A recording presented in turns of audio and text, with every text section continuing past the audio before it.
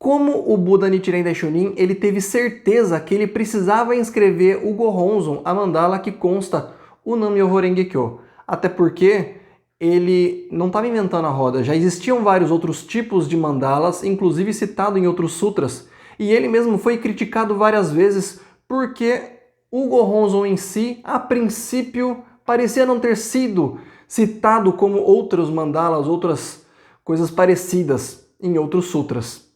E aí, numa carta que ele mandou para uma discípula chamada Resposta a Niyama, essa carta, ele começa falando, inclusive ele assume isso. Ele fala o seguinte: esse Gohonzon jamais foi mencionado nos escritos dos vários mestres Tripitaka que viajaram da Índia para a China, nem nos escritos dos sacerdotes que viajaram da China para a Índia. Todos os objetos de devoção que foram consagrados nos templos da Índia inteira estão descritos sem exceção nas obras.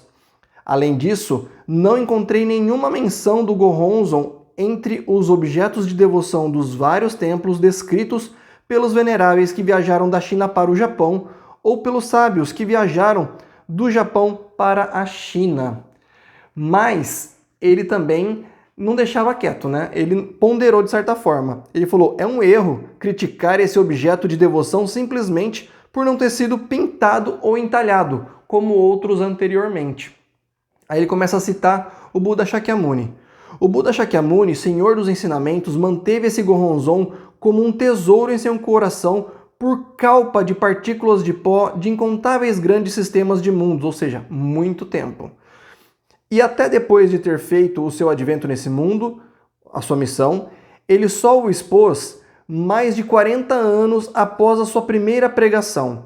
Mesmo no Sutra do Lótus, o Buda não fez alusão a esse objeto de devoção nos primeiros capítulos do ensinamento teórico, ou seja, os primeiros 14 capítulos do Sutra do Lótus, que são a parte mais teórica. Ele começou a mencioná-lo no capítulo Torre do Tesouro, revelou no capítulo Extensão da Vida e concluiu nos capítulos Os Poderes Sobrenaturais e o capítulo Transferência. Ou seja, você começa a perceber que muita gente quer a resposta bem detalhadinha. E o Buda Shakyamuni, ele foi falando nas entrelinhas. Por isso o Buda Nichiren Daishonin, ele é tão sábio e tão importante, né, que virou essa nossa linha budista, porque ele entendeu de fato o Sutra do Lótus. Aí ele cita, inclusive, palavras do Shakyamuni. Olha só. Em seguida o Buda declarou: ouçam com atenção. Não devem propagá-lo no primeiro milênio dos primeiros dias da lei, nem no segundo milênio dos médios dias, após a minha morte. No início dos últimos dias da lei, a terra de Jambudvipa será totalmente ocupada por monges caluniadores, e isso despertará a ira de todas as divindades celestiais. Então, cometas aparecerão no céu, a terra se abrirá como se enormes ondas estivessem se formando, inumeráveis desastres e calamidades, tais como secas, incêndios, enchentes, vendavais, epidemias, fome e guerras ocorrerão de uma só vez. Os habitantes de Jambudvipa vestirão armaduras e brandirão arcos e bastões, porém, como Budas, Bodhisattvas ou divindades celestiais não poderão ajudá-los, todos morrerão e cairão como chuva no inferno de incessantes sofrimentos. Exatamente nessa época, os governantes poderão salvar o seu país e as pessoas poderão livrar-se de calamidades e, na próxima existência, escapar das grandes labaredas do inferno se abraçarem e acreditarem neste grande mandala de 5 ideogramas. Quais são os 5 ideogramas? Myoho Renge Kyo. Quem abraça esse mandala? Pessoas que recitam e se devotam ao Myoho Renge Kyo, Nam-myoho Renge Kyo. Então, olha só que interessante.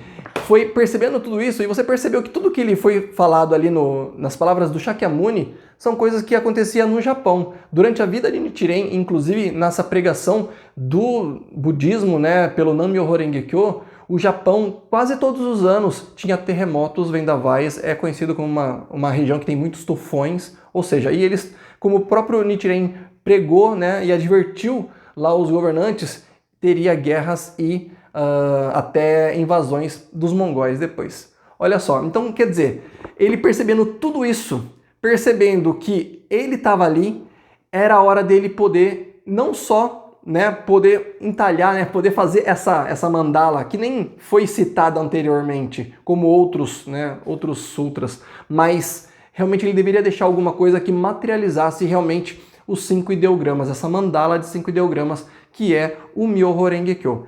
É por isso que ele teve certeza e é por isso que nós temos certeza que estamos no caminho correto.